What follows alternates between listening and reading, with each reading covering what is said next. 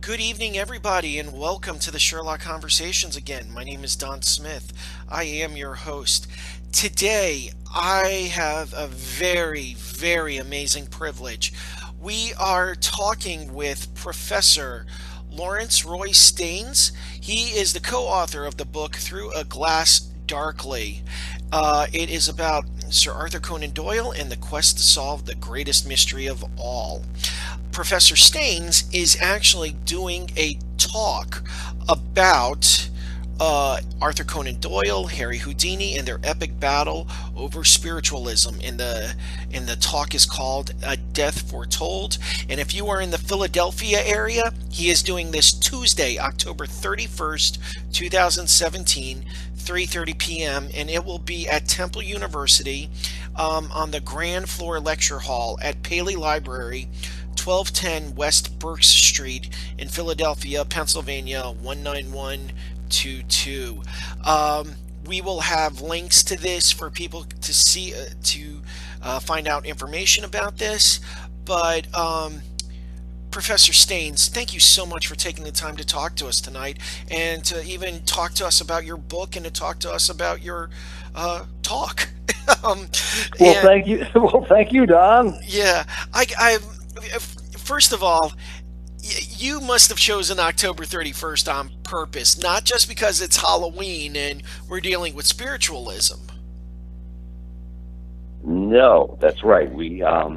It's the kind of epic battle between Harry Houdini and Arthur Conan Doyle ended on Halloween of 1926. And if I can give away the ending, Yeah. It's because Harry Houdini died on Halloween.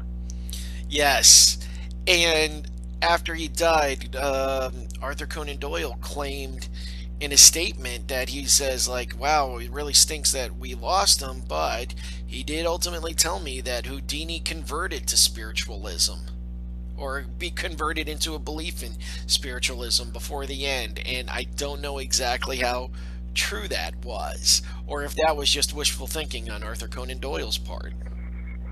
That might have been wishful thinking. I don't remember that statement in my research. I know that Arthur Conan Doyle respected Houdini tremendously. He did say after Houdini's death that we were friends and we agreed on many things, and the only thing we disagreed on, he said, was spiritualism. Right. Now, wasn't the feeling... But that's a huge thing to disagree on. Right. That's like disagreeing with religion. Yeah, and that was the crux of all of their battles in the 20s. Right. So there are claims that Houdini's widow believed that she had gotten a statement from Houdini after he died from the beyond, but there's some debate about that. Right. Now, let me just read a little bit of the bio about your book, the write-up that it can be found on Amazon.com. It basically says, is it possible to make direct contact with the dead? Do the departed seek to make contact with us? The conviction that both things are true was the cornerstone of spiritualism, a kind of do-it-yourself religion that swept the Western world from 1850s to 1930s. Prominent artists and poets, prime ministers and scientists all joined hands around the seance table, but the movement's most famous spokesperson by far was Arthur Conan Doyle, whose public quarrels with Houdini over the truth of spiritualism made headlines across the country. How did you get interested in a subject like this? And let me first of all say, your book, you also have a co-author, a gentleman by the name of Stephen Bechtel, who wrote this with you. Right, Stephen Bechtel. Okay. Right, Stephen Bechtel is the first author on the book, and he stumbled across the idea in his research, and it took a while for the book proposal to take hold. But then an agent finally found an editor at St. Martin's, who said, yes, I want that book.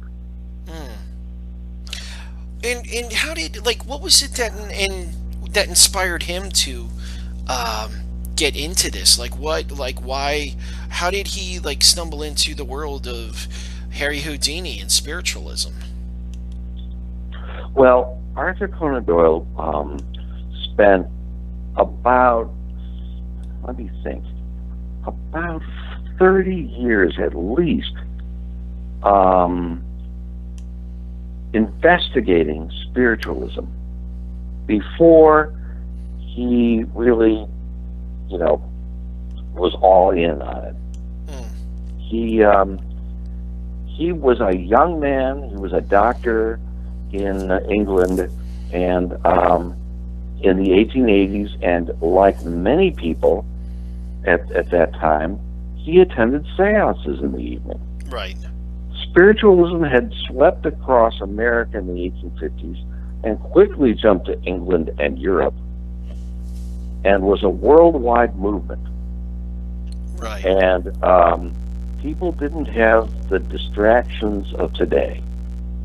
And after dinner, there was no TV, no radio, and a lot of people took it upon themselves to just try sitting around the dining room table and conjuring up the spirits of their dear departed ones. And a lot of people had experiences that they say were evidential, to use the term at the time. Right. That where spirits talked to them, or spirits tapped out messages on Ouija boards, and they told them things that nobody else could know except the spirit and the listener. Right. And there were so many of those experiences that millions were attracted to the spiritualist movement. Right. Now, it is well known that one of the things that kind of pushed Houdini over the edge was that one psychic claimed that there was that Houdini's mother contacted him, and she kept referring to him as, "Oh, Harry, how are you doing this? What's going on, Harry? I really miss you in the great afterlife, Harry." And he basically responded with, "My mother would not call me Harry. She would call me by my real name, Eric." And that kind of pushed him over the edge, because like he really loved his mother, and he was trying to get in contact with her, but when this happened, that kind of again pushed him over the edge. Is that what you found in your research? Yes, there were a lot of there was a lot of fraud in the spiritualist movement. Right. And there were a lot of mediums who claimed, who told Harry Houdini that yes, oh, your mother contacted me, but as you say, his name wasn't Harry Houdini. His real name was Eric Weiss. Right. And he was the son of a rabbi in rural Wisconsin. Right. And his ability to perform tricks was just amazing, and to get out of like locked boxes at the bottom of a river, people couldn't imagine how he did that, and nobody has done that since. Right. Well, one of the first things Arthur Conan Doyle said to him was, there are a lot of people in spiritualism who believe that you are actually a medium, that you actually have spiritualist powers. Right. And Arthur Conan Doyle came to believe that more and more after meeting him in America and after talking to him.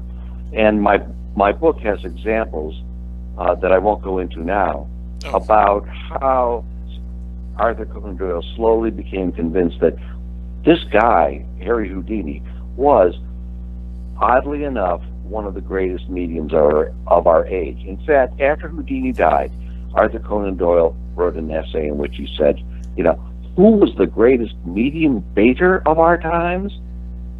Undoubtedly Harry Houdini. Who was the greatest medium of our times? Some would say Harry Houdini. How else could he escape from, you know, from chains and locks at the bottom of a river with time running out? Right. Now, let me... What powers did he call upon? Right. Now, and how come nobody else has been able to call on those powers since? Right, right. Well, do you think... You're not happy with this, are you? Well, what I wanted to ask was, do you think, do you think Doyle just really wanted to believe really bad that he kind of became blinded to it? Because it seemed Houdini was going out of his way to say, no, I don't have powers. Watch, I can do, like, there's this, like, really famous trick where Houdini invites Doyle over, he sends a guy across the street to write down something on a piece of paper, and then somehow or another it magically, the exact same thing gets written on another, I forget exactly how, it was like really complex with like water and other stuff, and it's in that same thing got written on another piece of paper, and right. And Doyle was like, oh my goodness, you've got magical powers. And he's like, no, I don't. I assure you. I'm an illusionist, is basically. But it just seemed like Doyle refused to believe that. Well, Doyle was suckered more than once during the years that he was a spiritualist major spokesman. But in that very instance, where he sent Doyle around the block, and Doyle came up with the phrase, many, many Tekel Upsterheim, and came back and then did not reveal it, and then Houdini had a ping pong ball write it in ink on a slate. That's what it was. And it fell to the ground. Not even Houdini's lawyer, who was there at the time witnessing this, could explain it. And Houdini couldn't explain it. Or he refused to. Yeah, that's what I was going to say. If there is some magician today who can repeat that magic trick and show the device behind it, well, I would love to hear it. But it's pretty astounding what Houdini was able to do. Doyle, as the leading spokesman for spiritualism, yes, he could be fooled, and he probably was more than once. Right. I mean, oh my God, at one point he believed two girls who had taken pictures of fairies, but they didn't take, that was just a setup. Right. And that's so funny he was because so desperate to believe. Yeah, that's so funny you bring that up, because I did an interview with Sherlock Holmes pastiche author Bonnie McBurden. We talked about this exact same thing, because what's funny about it is that book that those girls cut the fairies out of, the pictures from, right? Yeah, the pictures from actually had some of Doyle's stories in there as well.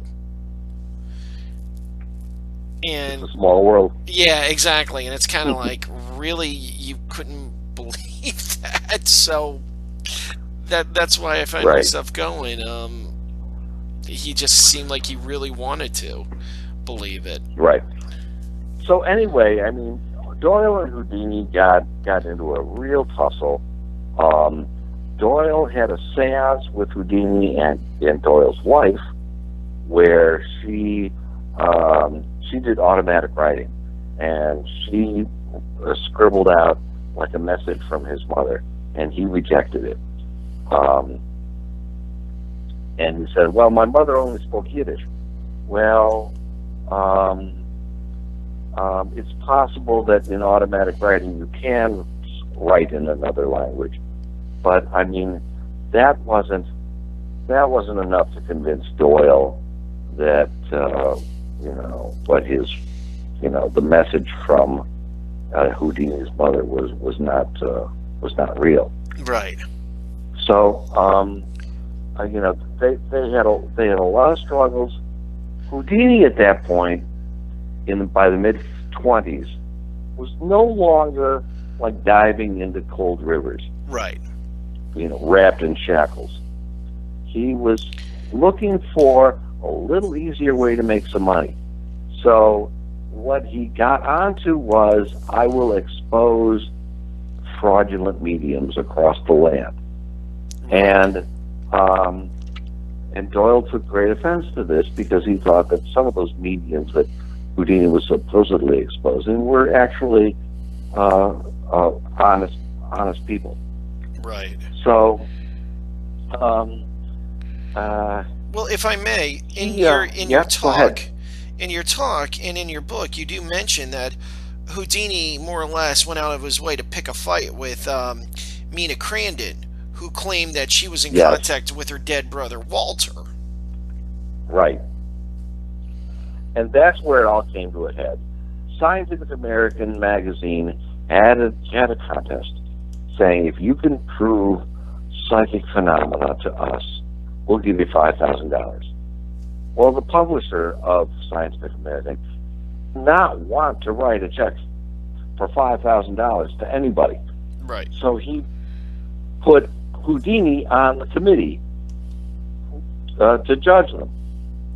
And Houdini actually tried to trick Mina Crandon and expose her as a fraudulent medium by slipping, say, like a carpenter's ruler into the medium box where she was, and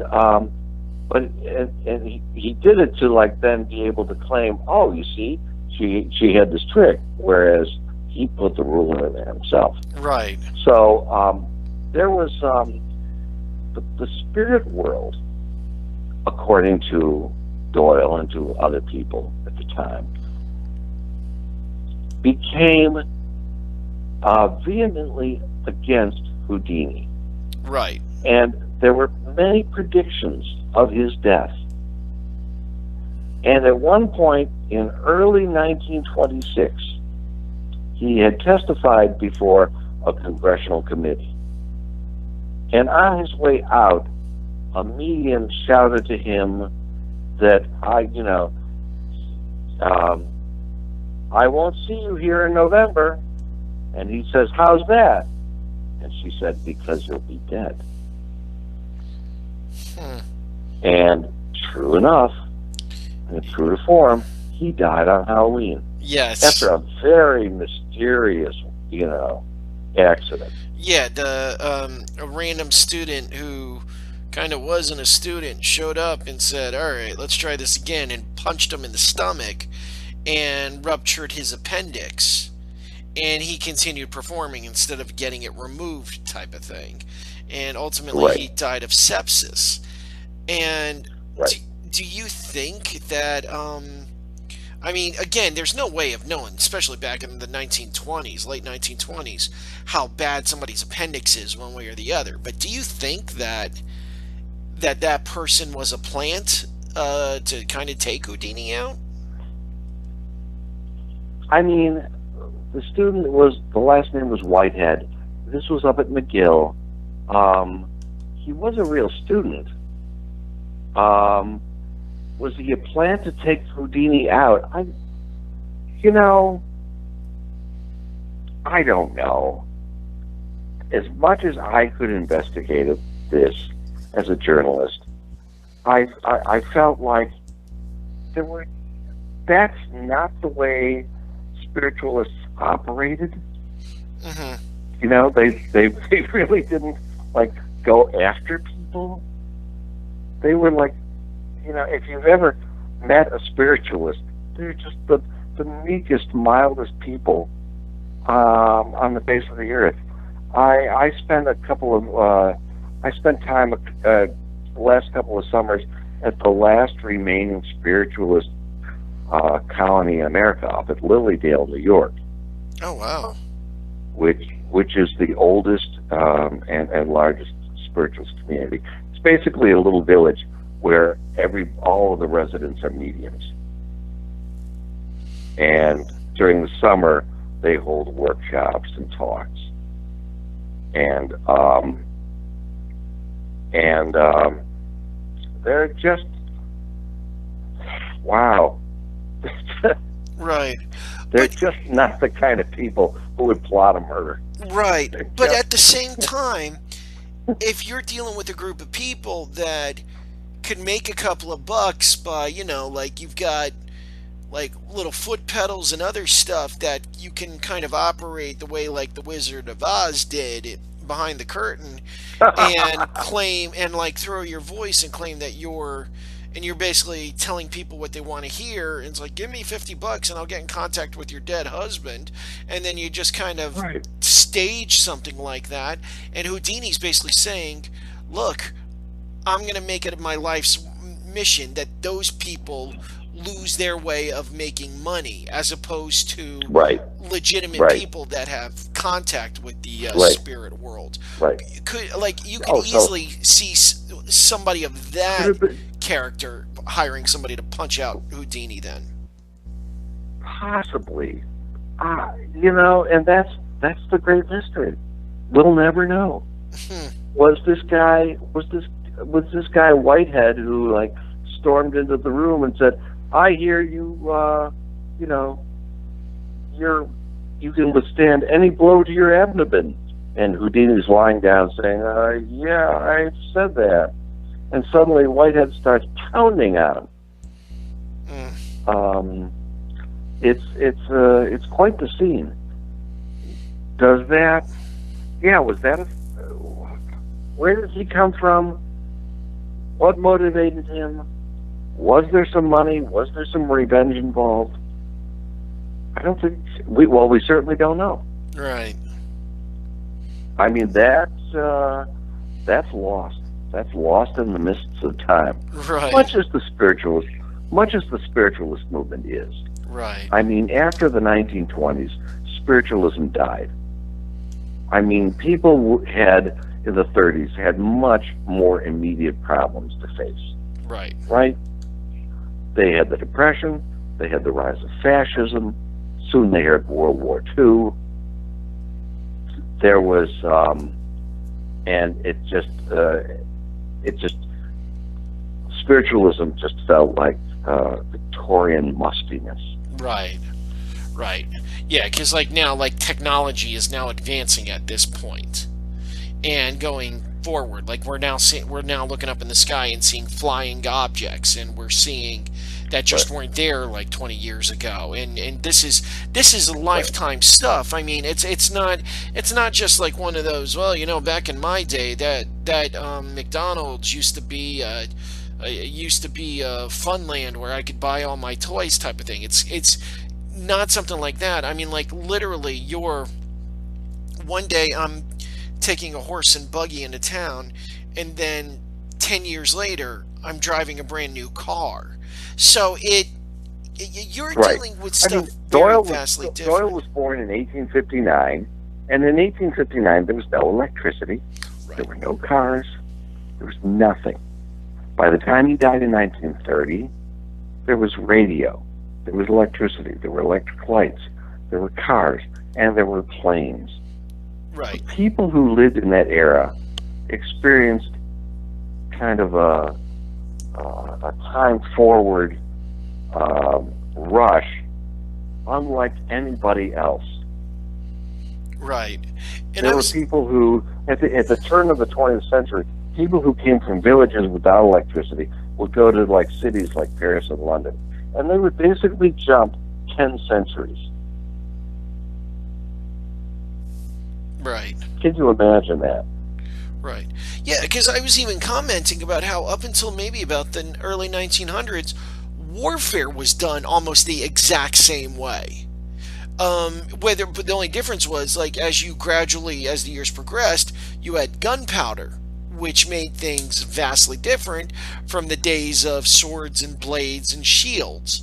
And it wasn't until when they had aircraft that, like World War One was, where you had the bi-wing planes and everything, that you're now actually saying, hey, wait a minute, I not only can get killed by these people across the field from me, but I've got to watch out what's going on above me, because people can drop things. So again, you're dealing with two very different times there.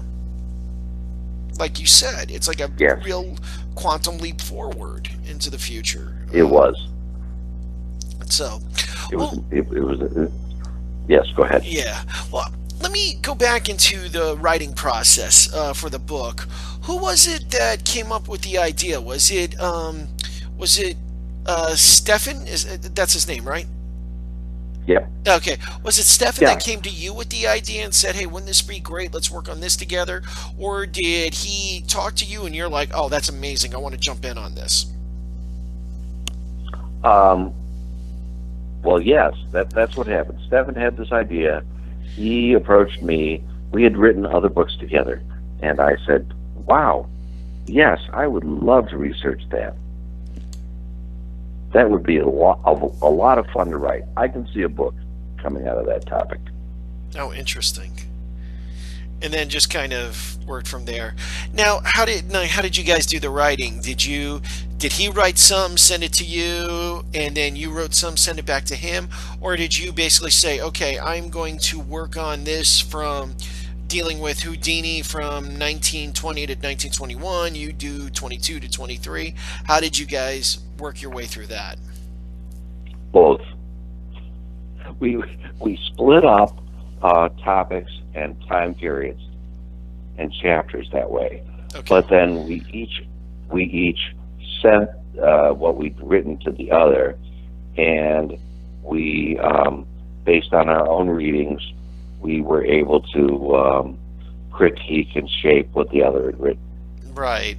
How long was the process of writing this? Like, when did you guys get the? I guess you started with really pushing forward when you got. Oh, it was a year and a half easily. Okay. Gotcha. Could it, like, if it was just you doing it, would the process have gone longer? Oh, with me, yes, it would have gone longer because I'm slow. Right. If it were just Stefan, it would have gone faster because he's quick. Right. That's awesome.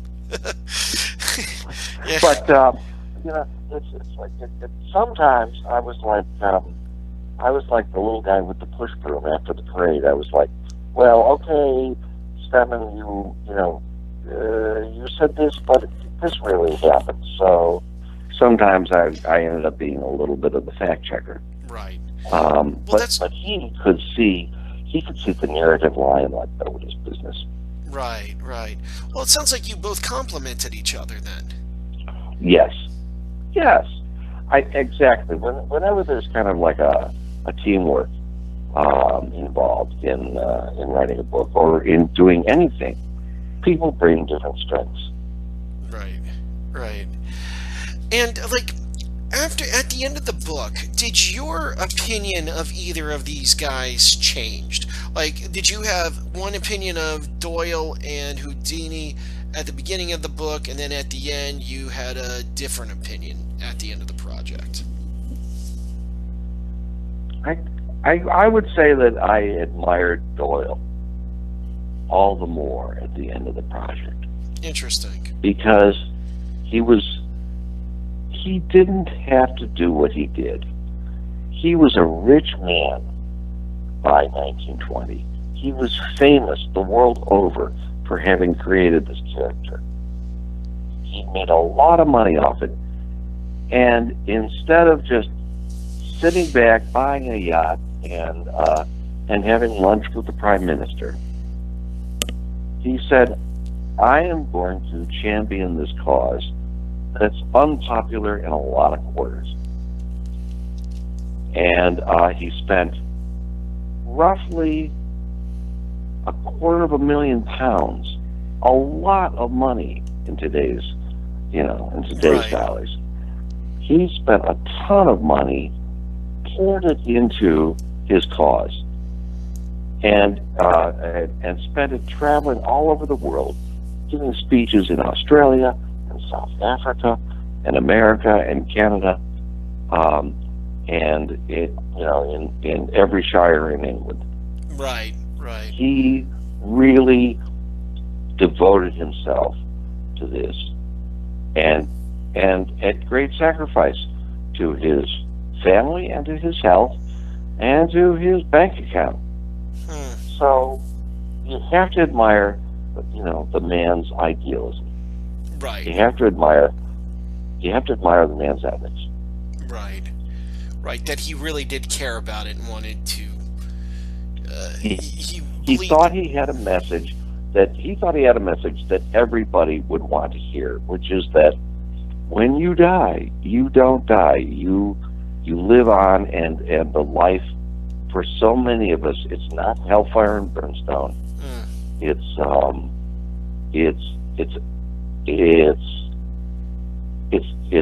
a wonderful summer land, as they said. Right. That's really interesting. And on your lecture on October 31st, is this the areas that you're going to be focusing in on? Oh, that's going to focus in on the fight between Doyle and Houdini over this medium, Mina Crandon, who was in Boston. Right. So, if I can ask it this way, do you think Mina Crandon was legitimately psychic and had powers in communicating with her brother, or do you think that she was what Houdini said she was? It's not so much about all the psychics are frauds, but do you think that there was something that she is legitimately a psychic who was communicating with the spirit of her brother? In seances with Mina Crandon, there were 5 people in the room, the committee that Scientific American chose. Right. There were a couple of psychic investigators. There was Houdini, and there were a couple of scientists and Harvard professors, and they were all around the seance table, and notes of these seances were taken by an associate editor at the magazine, right, named Malcolm Bird. So we have recordings, we have transcripts of exactly what was said and when it was said and what happened. And these men all addressed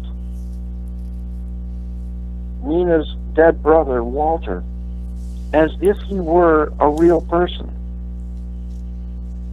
They all spoke with him, they interacted with him. His voice did not come through her. In fact, his voice could be heard and his whistle could be heard, even though she had her mouth full of water. Right.